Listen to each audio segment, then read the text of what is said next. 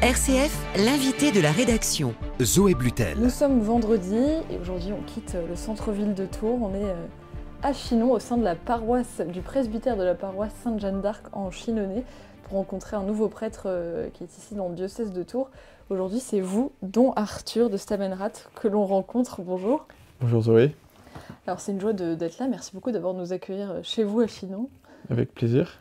Ça fait 3 ans que vous êtes là, vous avez commencé à être prêtre ici, vous avez été ordonné il y a 3 ans, et donc ça fait 3 ans que vous êtes vicaire dans la paroisse. Oui. Ça se passe bien? Et ben ça se passe bien. C'est une paroisse, Chinon c'est 8000 habitants, et on dessert aussi les communes autour, donc ça fait à peu près un peu moins de 25 000 habitants dont on s'occupe. Alors vous êtes plusieurs à vivre ici, puisque vous êtes prêtre de la communauté Saint-Martin. Vous êtes aujourd'hui 3 prêtres, je crois, dans la paroisse. Est-ce que vous pourriez redire, peut-être pour les auditeurs qui ne connaissent pas la communauté Saint-Martin, ce que c'est? La communauté Saint-Martin, elle a été fondée il y a 50 ans par un prêtre qui était d'ailleurs originaire du diocèse de Tours. Elle a été fondée en Italie, et donc elle a commencé un peu en Italie à former des séminaristes. Et après, il y a eu c'est une communauté de prêtres et de diacres qui vivent ensemble par 3, 4 et parfois 5, 6.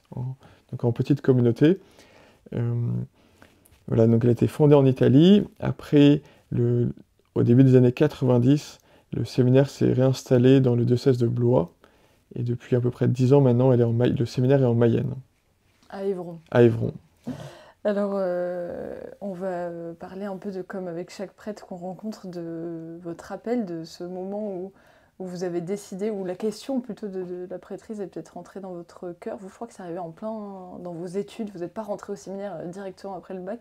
Est-ce que vous pourriez nous parler de ce moment et de comment vous avez accueilli cette question qui est arrivée? Donc effectivement, c'est venu pendant mes études. J'étais à Nantes en école de commerce. À ce moment-là, j'ai rencontré une autre communauté, la communauté du Chemin Neuf, qui organisait beaucoup de choses pour les étudiants, des temps de prière, des retraites. Je pense que c'est venu, moi, par les confessions. Il y a eu un prêtre en particulier qui m'a un peu suivi pendant 2-3 ans. Et voilà, en voyant le bien qu'il faisait autour de lui, en voyant le bien qu'il me faisait aussi, à un moment, je me suis dit, pourquoi pas moi, et rendre aussi ce que j'avais reçu. Alors vous étiez en école de commerce, je crois, à ce moment-là. Oui. Le parallèle entre cet appel-là et puis la vie de l'école de commerce, c'était difficile à vivre pour vous ou pas forcément? Alors je pense que je me rendais pas compte sur le moment. C'est sûr qu'il y avait un petit côté, il y avait un peu de monde que je côtoyais. Mais pour le coup, en fait, c'était à la fois, les deux étaient entre guillemets ressourçants. J'étais heureux d'être soutenu par le Chemin Neuf, j'étais en foyer de jeunes. Donc là, ça faisait du bien en fait de prier, de voir autre chose que les projets qu'on peut avoir en école de commerce. Et en même temps, c'était très stimulant cette école, de voir toutes les réflexions sur le monde, sur la société, sur les changements dans l'entreprise. Donc moi, je me retrouvais bien en fait dans les deux. Vous avez fait combien d'années d'études? Et ben j'en ai fait 6 avant le séminaire parce que je suis allé au bout de l'école. Et vous n'avez pas eu peur après d'embrayer sur le séminaire qui sont à peu près 7 années d'études, je crois? Oui et non, c'est que à un moment, voilà, la question quand même, j'ai mis 2 ans, enfin il y a eu 2-3 ans de réflexion avant de me décider à entrer au séminaire. À ce moment-là, il me restait, voilà, j'arrivais au bout des études, donc c'était normal de conclure. Et à ce moment-là, j'avais un grand désir de devenir prêtre. Les choses s'étaient un peu éclaircies, donc ça me faisait pas peur d'envisager les 7 ans. Voilà. J'étais un peu impatient, mais voilà, il fallait passer par là. Alors vous avez été ordonné il y a 3 ans. Est-ce que le début, la première année en tant que prêtre, il y a certaines peurs? Est-ce que c'est un peu impressionnant de dire sa première messe, ses premières homélies, même si vous commencez déjà, quand vous êtes diacre, à dire des homélies, mais comment vous l'avez vécu et quelles ont été peut-être les peurs justement de cette première année? Alors c'est vrai que ça va assez vite quand même, hein. On se retrouve un peu du jour au lendemain. On nous confie les messes du dimanche avec les homilies à préparer. Euh, En tout cas, moi, j'ai énormément aimé mon année comme diacre quand j'étais en région parisienne. Euh, donc rien à voir avec le Chinonais. Là, on m'avait demandé de faire beaucoup d'obsèques et de baptêmes. Donc il y avait quelque chose un peu autour des cérémonies, avec des gens qu'on croit juste une fois, que j'avais un peu apprivoisé. Euh, il y a un côté un peu événementiel là-dedans que j'aimais bien. Il y a un côté un peu missionnaire aussi. Donc en tout cas, cette année, elle m'a vraiment préparé voilà, à exercer voilà, un peu le sacerdoce. Euh, je pense, heureusement, on a quand même les grâces au début, hein. Euh, c'est peut-être pour la petite histoire, mais je pense qu'il y a eu quand même des homélies du dimanche que je préparais dans la nuit parce que je m'étais mal organisé et du coup, je le faisais vraiment au dernier moment. Et maintenant, je me rends compte que c'est une très mauvaise idée de faire ça. Euh, donc c'est très concret, mais en tout cas, juste sur la gestion du temps, moi, c'est là où c'est ce qui a été difficile la première année, et c'est là où c'est un peu plus facile maintenant. Alors aujourd'hui, dans la paroisse, vous vous occupez aussi des jeunes, un peu de la jeunesse, de l'aumônerie, il y a un patronage, enfin, il y a beaucoup de vie ici. Qu'est-ce qui vous plaît dans cet engagement auprès de la jeunesse et puis dans cette mission que vous avez auprès d'eux? Alors, je pense que déjà, alors c'est sûr que moi, dans le cadre du séminaire, voilà, on passe notre BAFA, on fait des camps de jeunes. Donc, moi, c'est aussi quelque chose que j'ai redécouvert pendant le séminaire, tous ces jeux qu'on fait pendant le BAFA, le fait d'être avec les enfants et les jeunes. Euh, Juste déjà, ici, par exemple, le mercredi, c'est un peu particulier dans une paroisse à la campagne. Quand le presbytère est rempli de jeunes, il y a 40, 50 enfants, ça apporte une joie immense. Et, et ça, enfin, moi, j'en bénéficie, les paroissiens plus âgés aussi. Donc en tout cas, voilà, il y a un peu comme cette joie d'être au contact avec la jeunesse. Moi, l'autre chose que je vois, c'est que c'est aussi un service pour les familles. Euh, la paroisse, il y a un peu différentes réalités, mais au nord, il y a la centrale de Chinon, il y a l'hôpital, et en fait, on a beaucoup de jeunes familles, et des familles aussi ferventes, chrétiennes, qui ont envie de donner une éducation chrétienne à leurs enfants. Et je pense que nous, ça se situe aussi dans cette démarche-là. On est au service des familles, de toute la famille. Voilà, et donc c'est aussi voilà, comment avoir notre place aussi un peu dans l'éducation des jeunes, voilà, sans remplacer les parents, mais voilà, en proposant des choses. Alors vous l'avez dit au début, vous êtes plusieurs ici. Comment est-ce que vous vous répartissez et combien de clochers est-ce que vous avez dans la paroisse? Alors on est 3 prêtres, c'est vrai que j'avais peut-être pas répondu. Il y a Don Mathieu le curé, qui est là depuis 5 ans. Il y a Don Hervé le petit qui vient d'arriver, qui a 69 ans. Euh, c'est depuis 3 ans, la paroisse de Chinon, on n'a plus des secteurs comme avant, ça se faisait avec 4, 5, 6 clochers par prêtre. C'est une seule paroisse, et nous les prêtres, on tourne sur les différents clochers. Maintenant, c'est sûr que c'est un peu centralisé à Chinon avec la messe principale à 11 heures.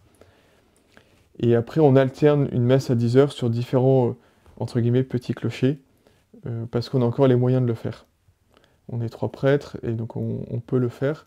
Voilà. Et juste pour la répartition aussi, voilà, Don Hervé s'occupe un peu plus de l'hôpital, moi un peu plus de la jeunesse, et Don Mathieu est un peu partout comme curé. On aura la chance de les rencontrer cette année. On reviendra à Chinon pour les voir.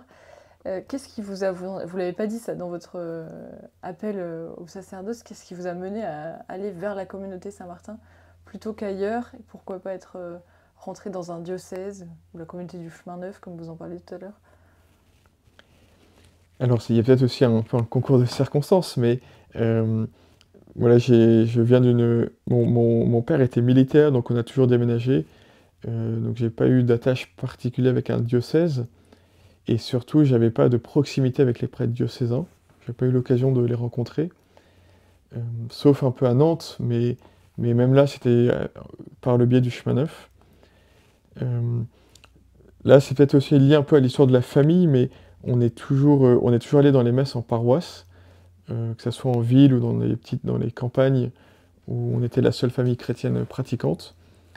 Et donc quand j'ai entendu l'appel du Seigneur, il y avait quelque chose d'assez clair aussi que j'étais appelé à être prêtre en paroisse, un peu, un peu dans le quotidien avec les personnes. Euh, et donc c'est là, en tout cas, c'est ce que j'ai retrouvé à la communauté Saint-Martin.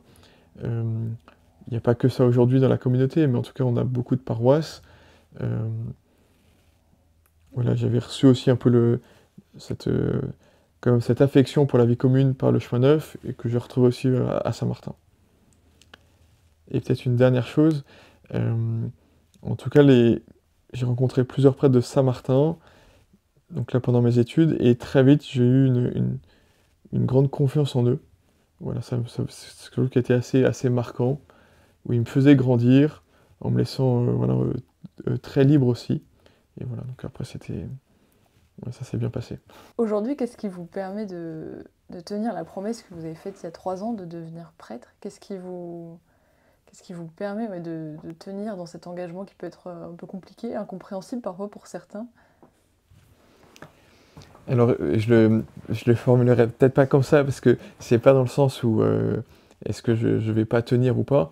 Euh, En tout cas, pour l'instant, voilà, je rends grâce au Seigneur, mais il n'y a pas eu de crise, je pense, qui arrive aussi dans la vie de tout homme. Euh, En tout cas, moi, je vois plusieurs choses. Euh, il y a quand même bon, la prière personnelle, en tout cas, qui permet de se renouveler, de faire un peu la synthèse de ce qu'on vit, et un peu de vivre une forme d'unification. La prière en silence le matin, en tout cas, moi, m'aide beaucoup. Là, je reviens aussi d'une session de formation avec d'autres prêtres de Saint-Martin, et ça aussi, c'est des moments forts qu'on vit, euh, avec des temps fraternels, mais en tout cas, le fait quand même d'avoir un peu les idées claires sur ce qu'on vit, sur ce qu'on fait, on est accompagné, et ça, on a vraiment en tout cas, je mesure un peu la chance qu'on a, euh, que ce soit avec la communauté ou même avec le diocèse, on est quand même bien accompagné. Et après, et vous voyez, après, c'est sûr qu'il y a plein de projets dans l'Église en ce moment, plein de choses à modifier peut-être, à faire. Euh, Moi, ce qui me nourrit beaucoup, c'est quand même que ce soit les confessions ou les moments où on se sent vraiment prêtre. Que ce soit en donnant le sacrement des malades, en écoutant quelqu'un, en confessant encore une fois. Il y a quand même des moments un peu pépites, je sais pas comment il faut dire, mais voilà, des moments un peu phares dans nos journées. Et aujourd'hui, selon vous, justement, vous parlez des difficultés de l'Église. C'est quoi le plus gros enjeu, l'urgence à traiter vraiment aujourd'hui dans l'Église? Alors, j'ai pas envie de faire une liste. Euh, une chose en tout cas en tout cas je pense qui m'anime, mais c'est une parole, être ferme dans la foi. C'était le thème des JMJ à Madrid en 2011. Euh, je pense en tout cas que beaucoup de chrétiens aussi ont besoin en tout cas d'être enracinés, de mieux connaître et d'approfondir leur foi, parce que ça nous fait grandir, ça nous fait aller plus loin. Voilà, même si on a envie on est fait pour évangéliser, pour annoncer la bonne nouvelle, je pense que le Seigneur, il ne nous appelle pas à faire du chiffre, même si parfois ça vaut le coup de regarder un peu ce qui se passe, mais en tout cas, moi, quand je vois les chrétiens à la messe, j'en- je sens ça, j'ai envie que voilà, qu'on soit fier d'être chrétien, que ça soit qu'on nous donne les ressources pour vraiment vivre de notre foi à fond, parce que, euh, parce que la foi est un trésor, parce que il y a des choses incroyables dans l'Église, et voilà, je pense que le fait d'approfondir sa foi avec une partie un peu intellectuelle aussi, je pense que c'est un peu un axe. Est-ce que vous avez un conseil dont Arthur demain, en fait, la Toussaint? Alors un conseil je sais pas, l'état d'esprit dans lequel on devrait être pour la Toussaint, ou quelque chose que vous avez envie de dire à nos auditeurs à ce sujet? Eh bien, c'est pas seulement une journée, je pense que c'est tout le mois de novembre. On est vraiment invité à voir un peu quand même à lever la tête, à méditer sur les choses du ciel, à prier pour nos défunts, pour les saints. Donc voilà, je pense que c'est une journée qui permet de lancer le mois de novembre. La dernière question qu'on pose à tous les prêtres, c'est si vous avez un rêve que vous pourriez réaliser aujourd'hui pour votre paroisse, ce serait lequel? Ça peut être très matériel. Alors nous, on a souvent des questions de parking dans le centre-ville de Chinon. Donc je pense si on pouvait racheter 400 mètres carrés et faire un parking comme dans les centres commerciaux à plusieurs niveaux, et voilà, ça serait pratique. Ça m'arrangerait parce que j'ai du mal à me Voilà. garer aussi. Eh bien, grand merci, Do Arthur de Stebenrad. Merci beaucoup de nous avoir accueillis dans votre paroisse. Eh bien, on a hâte de revenir pour rencontrer les autres prêtres qui sont avec vous. Merci Zoé, à bientôt. RCF près de chez vous.